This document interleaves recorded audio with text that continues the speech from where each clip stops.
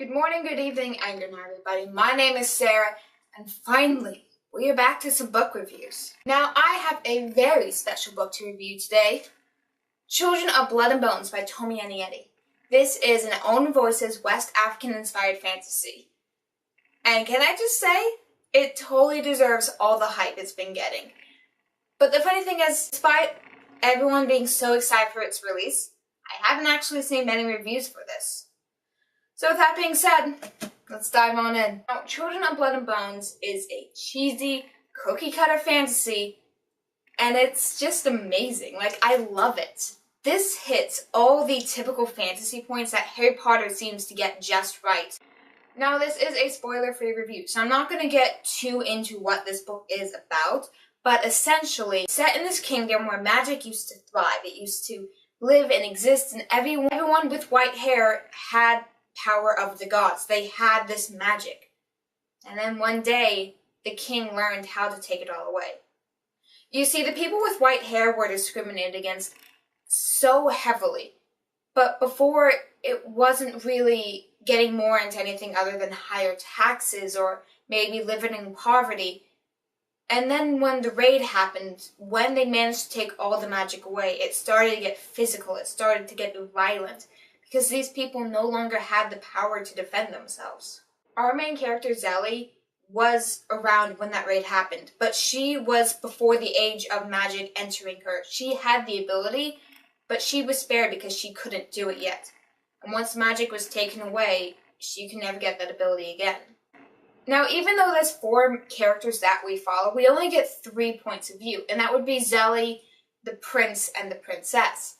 Her brother is just kind of left out. He's there as a tag-along almost. Now, personally, I was rooting for the princess and Zelly to get together instead of Zelly and the prince because I just felt like the 2 girls had a better chemistry together.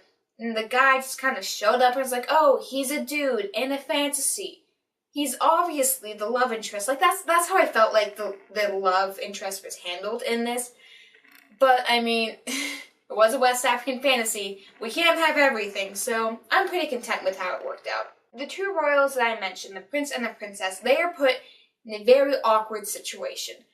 Their father, the king, managed to take away all magic, and the princess is out to bring it back, and she needs the help of Zelly and her brother, and the prince, as much as he loves his sister, he has to follow the king's order.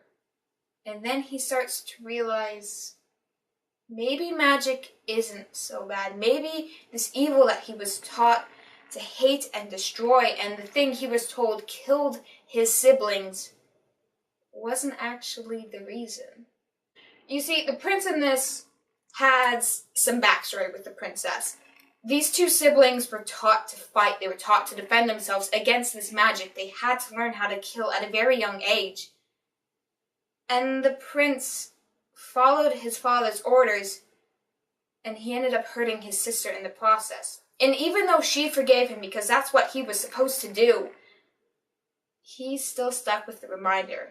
Now, throughout all of these points of view, even though there's only 3, and we get a fairly decent chunk of each chapter just dedicated to that person, it's kind of hard to follow at points, especially when it's switching back and forth so quickly. In the beginning, it wasn't too bad. It was mostly just Zelly and sometimes the princess. But near the middle, and especially towards the end, it just kept flipping back and forth, and I had to go back to the start of the chapter to figure out who I was in this situation. The point of view that we read most in this is Zelly, our main character. She is hot-headed, relatable, a stubborn, independent woman who wants to get what she needs. But she's also a little bit annoying to read at times. Nothing too unmanageable, but every now and then you stop and think, what is she doing? The Princess Amari actually is the one who really starts the plot off.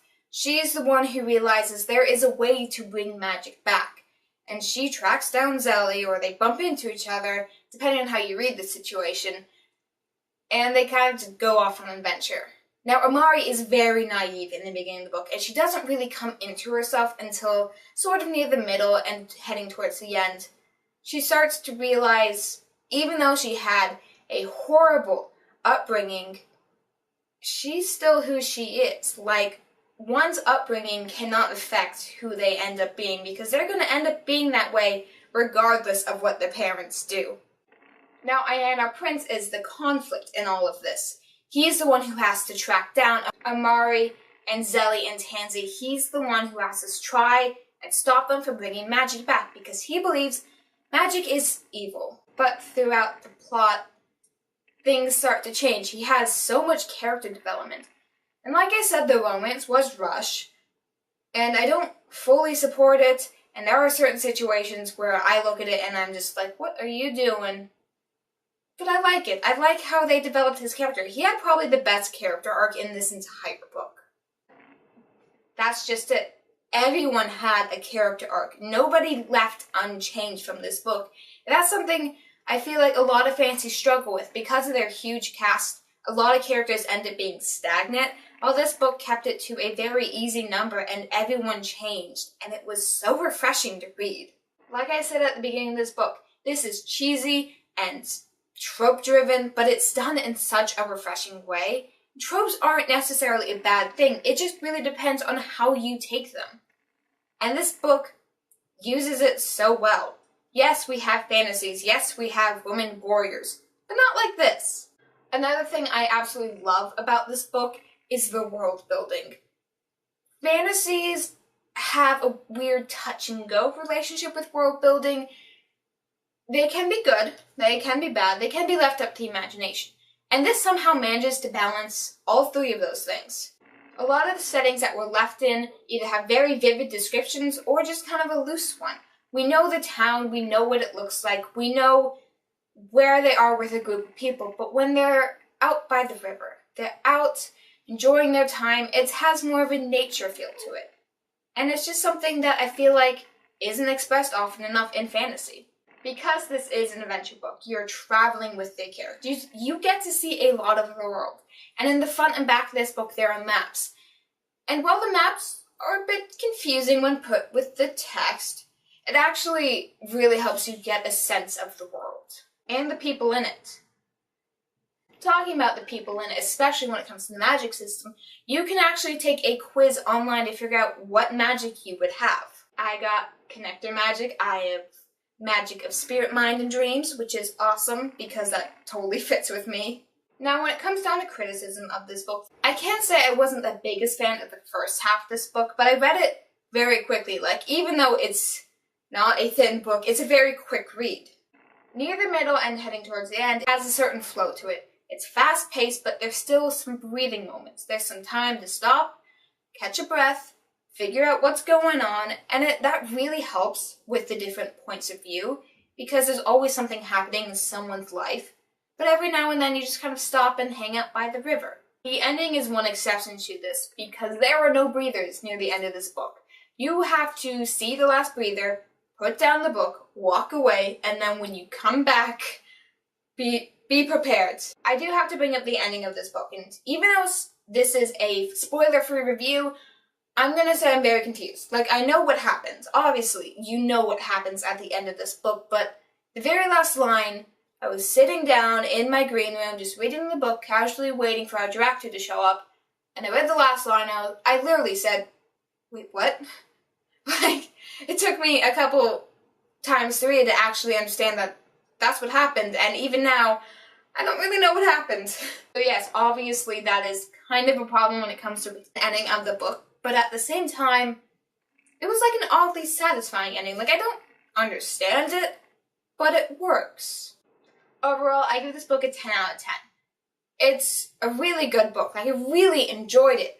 But it's not my 13 out of 13. It's not the best book in the world. It's just a really enjoyable book, and while it has its flaws, I like it. Thank you guys so much for watching. If you have the same opinions or even different ones about this book or know any books like it, leave them down in the comment section below. And while you're there, don't forget to hit like and subscribe. And as always, good night, good evening, and good morning, everybody. Roadrunner. Oh, I haven't seen those in my backyard before. They have long tails.